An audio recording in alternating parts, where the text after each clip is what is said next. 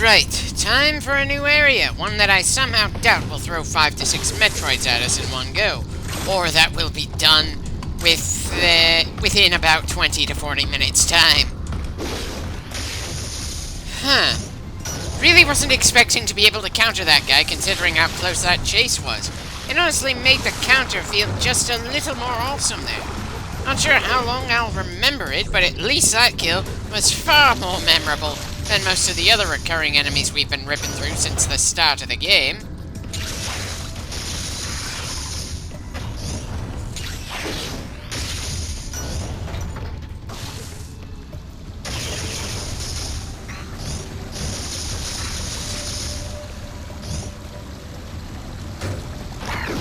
Even dropping right on top of some of these guys isn't all that memorable since it happens to us so often. I suppose you could call it a running gag, but unfortunately it's been going on so long, I don't remember when it was actually funny. Maybe all the way back in Zero Mission. Of course, back then, all I had was the recorded footage. I thought that LPing the series would be relatively easy after getting it all recorded. How was I supposed to know that I'd need a break on the third game I decided to do on this franchise?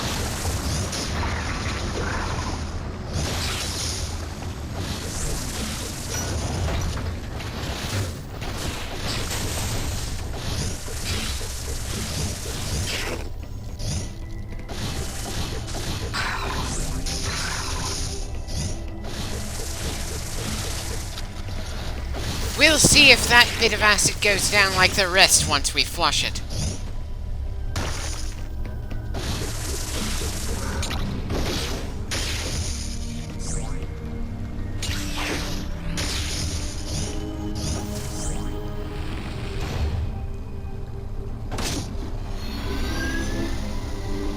And the dangerous liquid goes spiraling down. Not that we've got a good enough view of it, draining, to know if it goes down clockwise or counterclockwise. I'm probably one of the few people who would even give a damn about detail like that. Hell, it probably matters less on an alien world with something that isn't even water.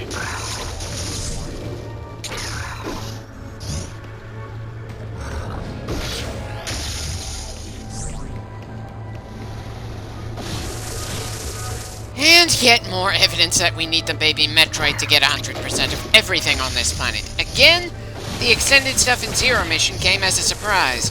If there was any build-up for Samus to end up without her armor for a while, and us fighting through a pirate ship, I didn't see it.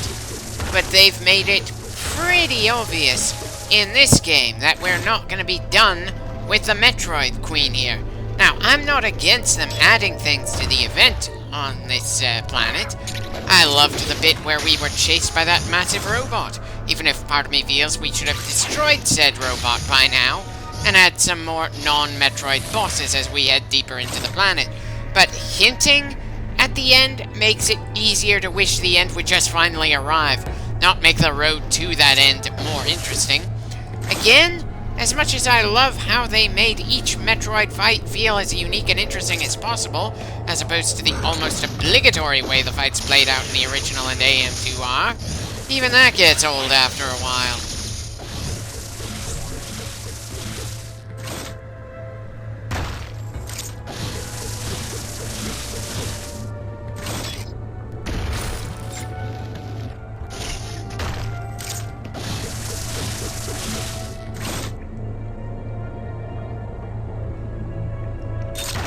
Okay, not sure how I'm supposed to get to that screw attack block up there if it's going to be blocked off like that.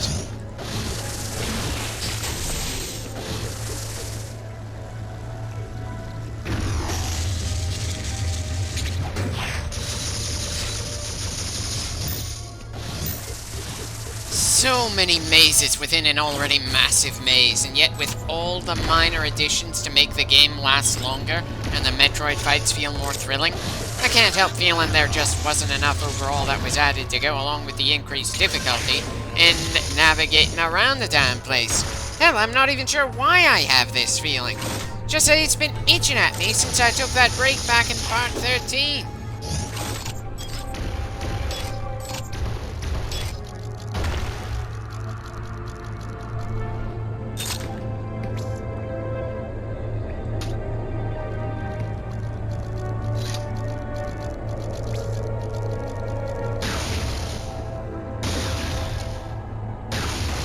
Oddly precise aim we needed, considering the blast radius of a super missile.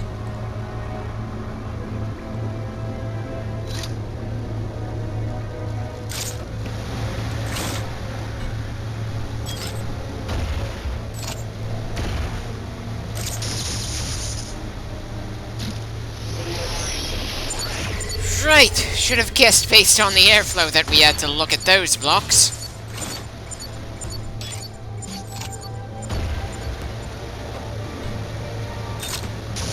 Did I forget that I have the spider ball?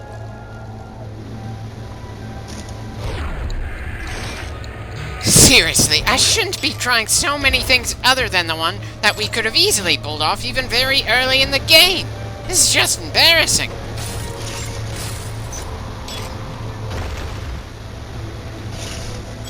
Yeah, definitely very embarrassing that it took me so long to get that particular solution. Wonder how much of that is due to me recording late at night, or trying to think after tiring myself out in one of my multiple day jobs.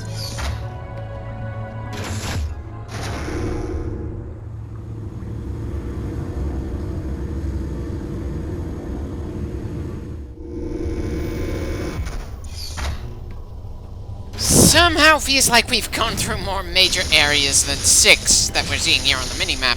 But then, not every acid toilet opens things up to the point that the overall map claims we're in an absolutely new area. Just another thing that strikes me odd in this game that I'm not sure whether or not was the case in AM2R.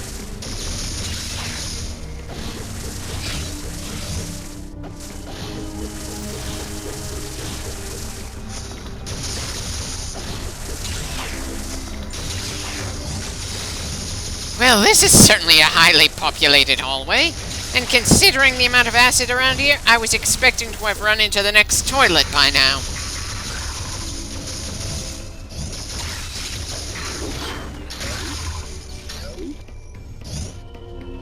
Well, may as well save considering the distance we've traveled.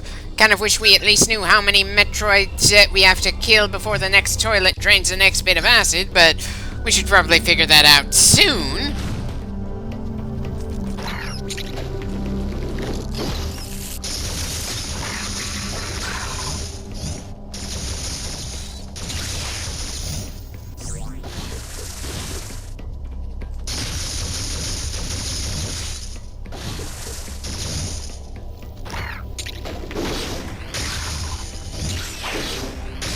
I think the only other hallways this long, with so little in them, were the ones we had to run from the big robot in.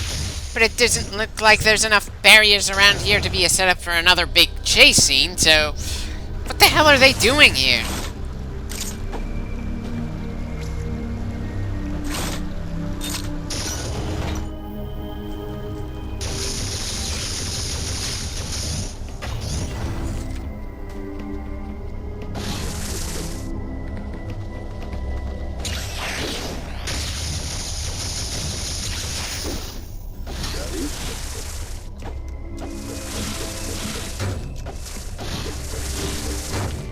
Okay, so we can't screw attack kill that particular creature.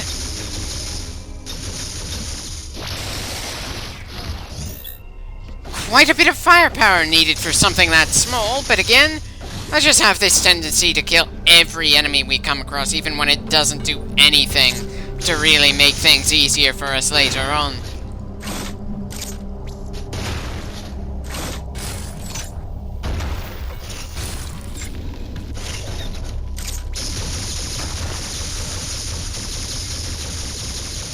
Right. Of course we've got another small maze, and this one has the added worry of suicidal monsters to deal with.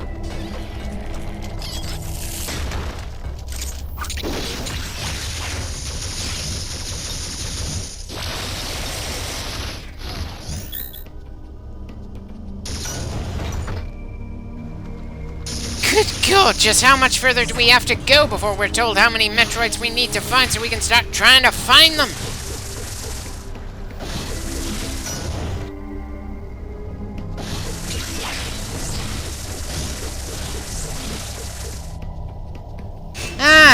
Apparently not much further at all.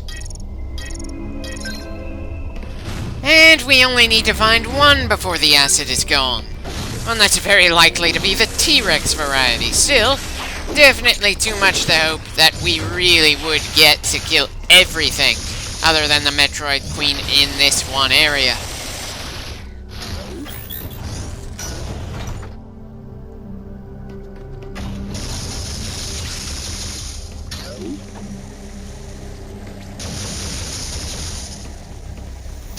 Definitely feels like more enemies per hallway compared to AM2R. Again, in terms of action for the most part, this game is pretty damn good.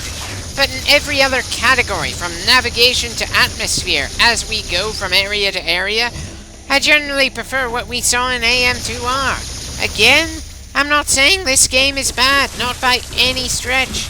It's just easier for me to see why Nintendo wanted the AM2R team to cease and desist with their fan remake before they could start patching and improving it further. And it feels like a bit of a shame, especially since we finished AM2R before getting to this game. Of course, if I'd done the LPs of Federation Force, or dare I say it, Other M, before doing Samus Returns, then I'd be praising this game in every way for recapturing a good amount of what those two games failed to realize were draws to the series. Well, that's certainly a new trick from the big robot. I'd ask why it decided to show up again now, but then a lot of the obstacles we've been running into in this game feel pretty arbitrary. It's probably gotten to the point that Samus has gone from having a befuddled "are we really doing this" expression whenever crap like this happens, to just a bland "this is going to suck" expression on her face. Though maybe that's just me getting that kind of feeling here, not her.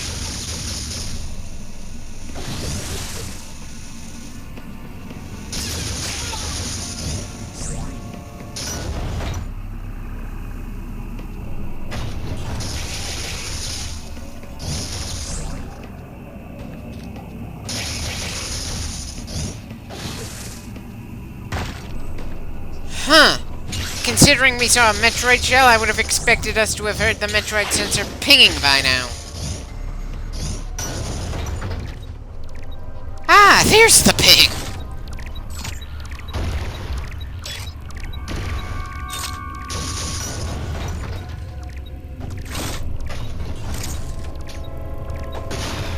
Okay, not what I was trying to shoot, but at least that told us something.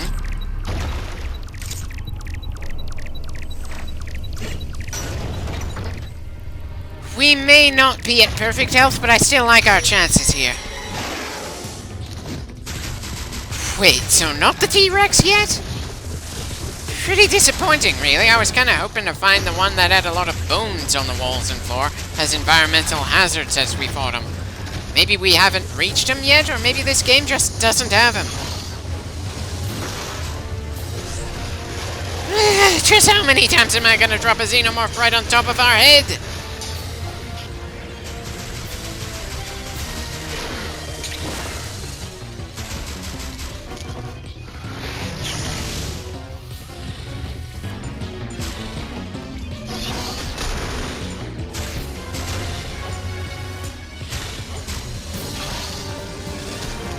Oh, come on! We had that bastard!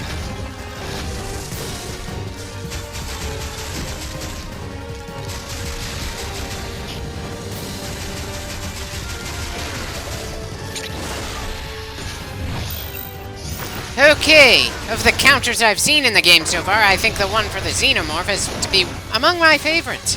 Where most of the other counters make the monster you're shooting seem pretty helpless, that one still sells the idea that you're dealing with a very dangerous creature that wants you very much dead.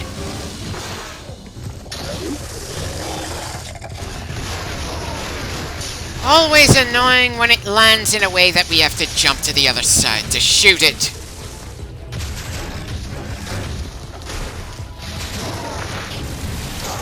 Huh. Well, we certainly managed to avoid getting all that hurt while fighting the thing.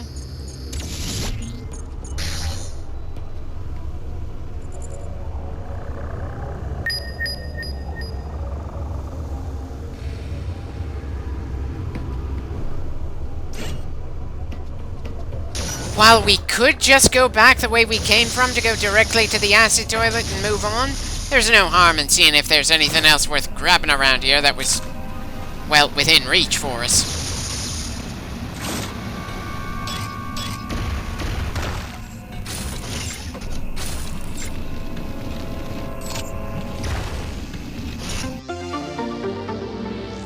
Not as much as I was expecting, but I'd be satisfied enough with this.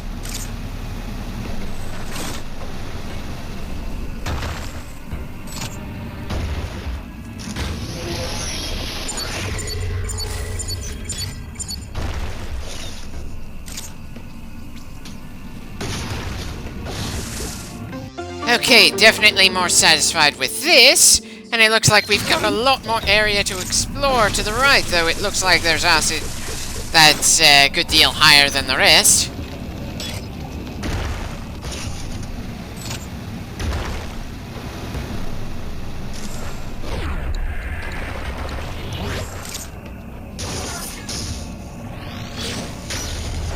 Another Metroid shell. So apparently, Metroids are absolutely unharmed by the acid.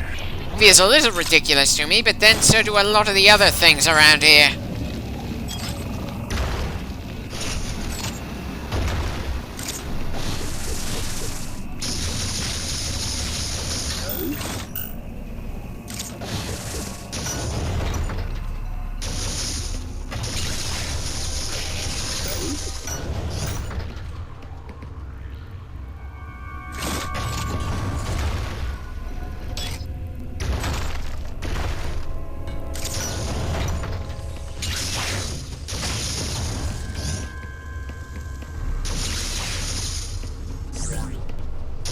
And back to full health. Again, I was expecting that Xenomorph to maul us like the others.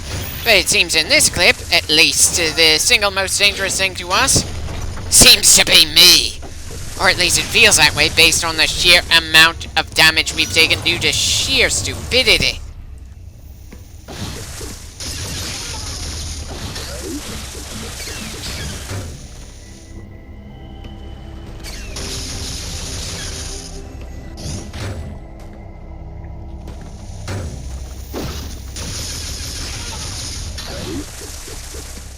Yeah, definitely feels like we've done enough to be worth saving again.